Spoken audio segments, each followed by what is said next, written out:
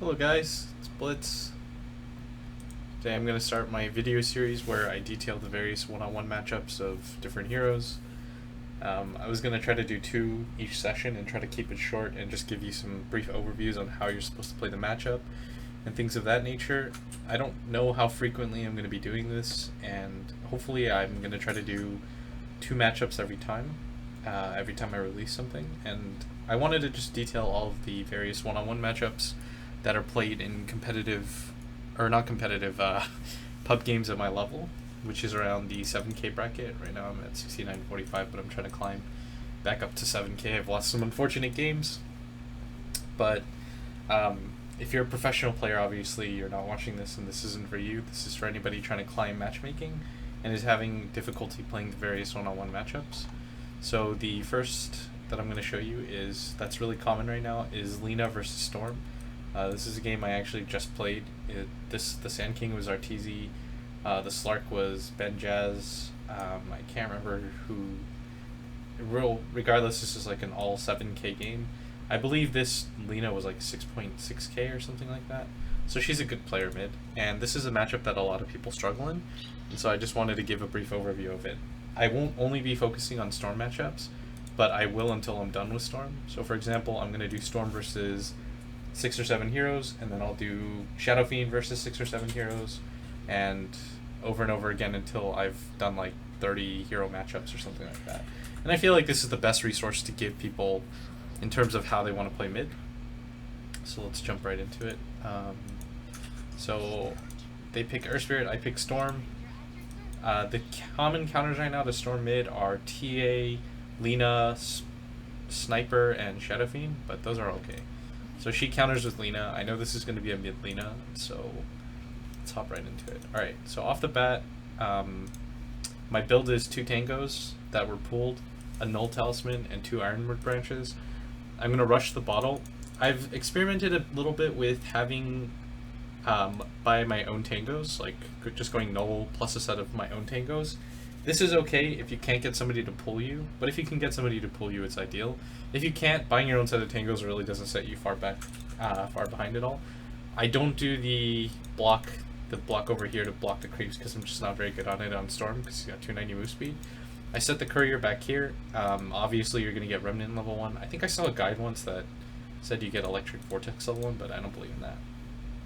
If there's any humming or hissing or something like that, please forgive. So I know a lot of people decide that they're going to go for the runes, but if you can't get people to contest them for you, I don't think it's worth it. Also, if you watch this right here, the Earth Spirit's over here, he's trying to kick somebody over.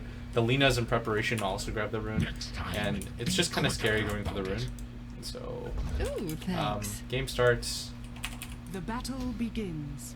Lina actually gets the first rune, so she's got quite a big of an advantage, because she's got the same build, but she's got half a level and 150 gold over me. But I'm going to just show you how to remedy that, because by going for the rune, I get the superior block, and you can't waste this. By going for the block, you have to try to get at least 3 or 4 CS out of this. I think I actually mess up, I'm not too sure. Alright, so notice the first thing in the lane is that I originally played back, like if we start this. Alright, so I block the wave, but then I start running back to create a distance of separation so I don't get hit by him. And so right now, her auto attack range is like to here, and so she has to fight me from the downhill, so I'm okay. You just don't want to walk into the center of the wave against heroes that have this significant of a range advantage over you. And so don't just walk into the center of the wave, attack this one or auto attack this one. You want to play just behind the range creep, and this is going to allow you to not get harassed very much. So start the game. I go for the CS. I'm going to Remnant it just to secure it. I think I lagged right there. I played back at all times though. Notice how I hover behind this range creep. I only walk around this area over and over again. And I've created a degree of separation where if she decides to try to go for me, I can fight her because I have the creep advantage. Ideally, every single time that you Remnant like this, you're going to build the creep advantage. So right now, he's only got 3 creeps. This one's about to die, and I've got 3. This means that if he decides to run too late, I can actually harass him. But if that isn't the case, you want to avoid trading hits at all costs and just trying to get your bottle safely. So I'm abusing the uphill. Notice that I come in for CS, and I'm going to push this one now. I'm going to Remnant into the middle of this, and then I'm going to right click her, and I'm going to try to chase her out. Because now that I have the creep advantage, her creeps are all the way over here. I have this much space to try to right click her down. This I'm not going to bother denying because it's got 78 HP, she does 60 damage, the tower does more than that, so the only way she gets this creep is if I right click it, and there's no way, so I'm going to circle it out, and I'm going to eat a tango, I'm pretty sure, because you want to play as close to full HP as possible. I noticed a lot of people when they play mid matchups, they have like 200 HP or something like that, and then they decide to eat their regen. Notice right there how the creeps realign. I A attacked her, I pulled it back immediately because if the creeps are on the high ground, and this is the product of remnanting twice, is that they're going to end up about here, so you have to use creep aggro to pull it back. So we pull the creep aggro back, attack this creep, and right now I've got 5 CS out of a possible 5, which is really great for me. I know that she's also going to use her spells to harass and CS, so if there's like one really low HP creep here, just make it difficult for them to nuke you and get CS at the same time. That's the ideal for her, so if you know that, just avoid that. So I'm going to CS that as well. I'm going to pull back. I'll play behind. It's not worth it for me to deny this creep, but it's worth it. Alright, so the reason why I attacked that creep is because if I had left both of them at equal values, what would have happened is he would have gone for the deny, and he would have gone for the CS with the nuke. And so you want him to choose one or the other, and the easiest way to do this is to make his creep die first. I don't necessarily want to deny there, but it's just some mind games to allow me to get the CS, and this has under 140. It's a huge range of damage. I think I nuked this one as well, and I give her the overload right click because she's on the low ground. And now I've got 8 out of a possible 8 CS, and I keep playing the range disadvantage well. I pull back, I don't take unnecessary hits, and I don't let her nuke and CS at the same time. I believe I give up this creep. I might try to press up for it, but there's no point in going for it. The better thing to do here is notice this creep has 328 HP, this is 248. It's better to attack this one twice. Then when this gets within 140 and this gets within 140, remnant it and then push her back, and then I'll have my bottle. So getting these 2 CS is absolutely crucial, and I've gotten most of the CS without getting zoned out hard. So I push up, so I attack this one again. I get both of those CS, and that's my bottle. And now the matchup becomes a lot easier once you've got your bottle. She does nuke you for that, she right clicks me, but look, notice she's used almost all of her mana, and I've barely used any. She still doesn't have her bottle, and she's got a bounty rune. She probably could have played it a little bit more aggressively, but I keep playing the range disadvantage well by forcing her to press up. I'm only trying to trade CS with her, because that's what most good Storms, or at least me anyways. I think people are more deny freaks than I am, but I actually just try to focus really hard in getting my own CS. I played that a little bit improperly by getting hit by that. And so she's gonna go for her bottle now. Doesn't quite have it yet. And I asked my teammate to check the bottom rune. I saw the NP was still a bot, and Lina didn't rotate yet, so I knew her bottle was just coming right now. So I figured the likelihood of her having a bottle was quite low, and I'm gonna push this wave out because I want to go for the bottom rune. So Sand King secures bottom for me, he sees it.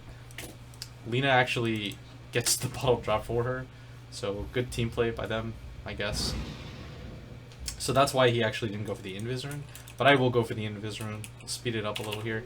I knew the Earth Spirit was up here because of the ward, and but I'm not too afraid of anything, because I know if I just play back and forth, can't do anything. Does miss the rock. This guy's like a 7k Earth Spirit though, so he was quite good. You're gonna see him own me quite a bit. But it's okay. So I'm not trying to trade right clicks with her at all. If you notice, I'm just trying to get my own CS, because I realized the best time to try to kill her is at level 6. So I grab my boots. That's the first item I'm going to grab. I'm going to grab a TP as well as soon as I can. I think I bottle crow this one because it's a 335. I don't trust in getting any of the runes. It's kind of unreliable. If you have teammates that can secure you the runes, great. But I've got a Pudge and a Jungle Sand King, so it's not ideal. And if you decide to go for the rune and you don't get it, then you've essentially just lost the mid lane, and I don't want to do that. So I'm playing the range disadvantage. I run in only for a brief second to drop the remnant, and I keep playing back. I've got my bottle coming back. I get both of those CS using the overload AoE effect. I dodge that Dragon Slave, and she keeps trying to catch me with the tail end of it, but is unable to do so. And she actually goes for the bottom rune, which is the real one, and I can't really do anything about that. Going for this guy when I'm not level 6 isn't optimal either, because by the time I get here, look, it's not even worth it. So it's better to just focus on your farm. And this kind of series is detailing the laning phase. Push out with your remnants, I see the rune at top. For some reason we have a ward here. That was certainly a misclick. But I grabbed the rune. And now at 4 minutes, I've got 30 CS. I haven't died. Lina's got 22. She's supposed to be advantaged in this lane, but we're pretty decently ahead. And once I hit level 6, I think I'm going to try to go for her. The key here is that I'm going to wait for the DD to run out, and I'm going to wait for her to kind of waste any of her abilities or drop the stun at an inopportune moment. So really quickly, just giving you the major points of how these 4 minutes happen without dying or taking a lot of harass, is that I played back behind my range creep. I focused on using my remnant to farm. I actually misclicked. I meant to get a level pull, but it's irrelevant. I tried not to right-click trade with her, and I tried not to get nuked with the creep wave. And by doing so constantly, I was able to just play the range disadvantage. Okay, you can use the remnant overload effect to try to get like 1 or 2 CS with it. I think I did that a few times. Just remember that you don't want to do that too often, because notice the situation I'm in right now is that I have full mana and full HP, and I have 3 bottle charges, meaning that mid is a really free kill. The reason a lot of pub players can't kill at level 6 with Storm is that they've wasted so many remnants over and over again just to get the overload effect off, and they don't have enough mana when they hit level 6 to roll on people. And usually you also need to have level 6 and a bottle charge or 2 with full mana to kill somebody, because you're gonna drop your bottle charge while you're rolling, and the only way for you to accomplish that is by just playing a little bit smarter, focusing on using a remnant to get multiple CS and not just 1 or 2. So I pull back in the lane. I think she's just gonna farm these really quickly. So I know she has the DD rune. I saw her farm with it. I want to check her items. What does she have? She's got no wand, so I know that there's no surprise factor. You have to check for that when you're playing a Storm. There's no wand. I know that the DD timer is going to run out pretty soon, though. And she hits me twice, and so that puts me in range of her getting Laguna and the Slave off to kill me, and so I'm going to pop my bottle once. And I want to have full HP or close to full HP when I roll on her. So the reason why I haven't rolled on her just yet is because if I roll right now, there's 2 creeps that'll be hitting me, and I'm going to have to roll on the high ground. And if I miss my roll chance, what's going to happen, my roll, by the way, is my ultimate, so I'm going to roll like right here, and if she had pulled back, she has a good angle to land her stun. So what I want for her to do is commit to getting a CS, so that when I roll past her, it's 100% behind her, and she has to turn her head just to cast an ability. So this time I decide I'm going to wait really quickly. I redirect the creep, or the thing. I think my Sand King comes up for this too, but it doesn't matter. I don't really need him for this kill. So I'm going to roll past right there. I drop the remnant behind her, and yeah, no matter what, even if the Sand King wasn't there, I've got 200 mana, full HP, I've got 2 bottle ticks, and there's no creeps to worry about to block my bottle. So this is, I think even without the Sand King stun, it's a free kill. Like, can I see the fight recap really quick? The Sand King did 174 damage, but I still have 217 mana, and even a single remnant will be enough damage to kill at that point. So this wasn't necessary, but it was good. But notice the things that I did to set that up is that I waited for her to commit to this creep, and then I rolled past her. And the reason why you do this is because while you're in the air, you're going to hit the overload tick, then you're going to drop the remnant behind her, hit her, then it's a free kill. And so she commits for this, she's going to commit for this creep. I know she is. I roll past her, drop the remnant, hit, and free kill. And I could have rolled like 2 more times, but it's okay. If you're worried about getting stunned, the key is after I hit that hit, you roll up or to the side. You just don't want her mouse to be able to directly just stun right on top. You have to anticipate the stun coming and just look at the direction that her hands are in. If you can force her to turn again to stun, it's ideal because it forces her in an awkward position, and then it's really difficult for her to CS at that point. And notice that I had should have been bottling this entire time, but I saw the SK coming, so it wasn't necessary. But you can bottle while you do that, and then you'll have like 300 mana to kill her with, and at that point it's completely free. So that's the relative laning phase. I know some people struggle a lot once Linas get Yules and all that jazz, but it's not that difficult to deal with once she does. You just have string treads. I know a lot of people like playing with wands and all that jazz, but I'm not too big of a fan. If I can get away with it, I don't get the wand. Dire's middle tower is under attack. I think I get a Dire's kill on top her tower. up here as Dire's well. middle tower So I grab the is haste under rune. I attack. see her right there. She hits her stun and her ult on me. But notice that I'm bottling throughout this. And I'm still bottling throughout it. And she doesn't kill me. So once again, she does land the stun, the full combo, but I actually survive with 64 HP. And this entire time, I'm rolling. During the pull, I'm casting my bottle. And then I just constantly go back and forth between her so that she has to keep turning her head just to get to me. And that's a free kill on Lina. And then at this point, the game is really simple for me.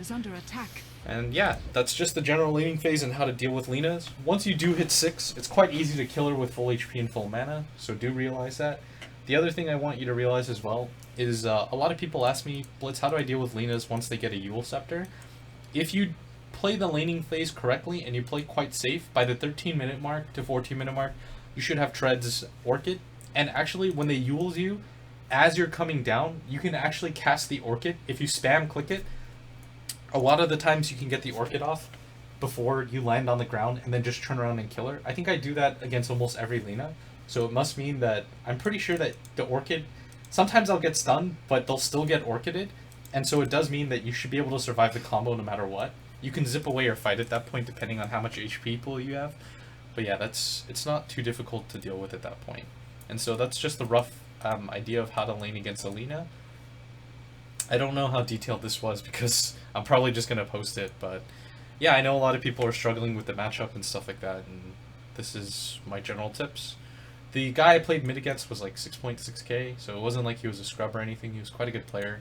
Actually, he did a lot of stuff in the mid game to catch up. I think he got his Ags at 20 minutes, but it didn't really matter too much at that point. And so this was just Storm versus Lina. I guess I'll label that. I think the next one I'm going to do is TA versus Storm. So let's try to hop into that right away. So we'll exit this one. So a common matchup that people really struggle with is Storm versus TA. And so I just wanted to show people that. This isn't it.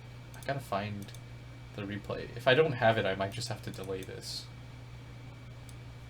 No. Oh, my replays aren't recording.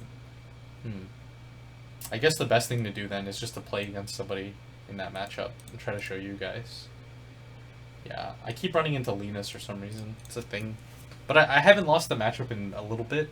Maybe it's the players playing against me wrong, but still, I doubt a lot of you guys watching this will run into people that are like 6.6k. And if I can win the matchup at that point, I feel like you guys can too. So thanks, everybody. I'm going to try to find a player to play against one-on-one to do the Lina versus, or the TA versus Storm matchup. And that's the next one I'll upload, and that'll probably be tomorrow. So thanks. You can follow me on Twitter at BlitzDota. If you have any questions or comments, or if you want to see the format changed up or broken a little bit differently, please message me. If you were confused at all, I will link the Dota buff, I guess, to the match where you can see the detailed match itself. So, bye.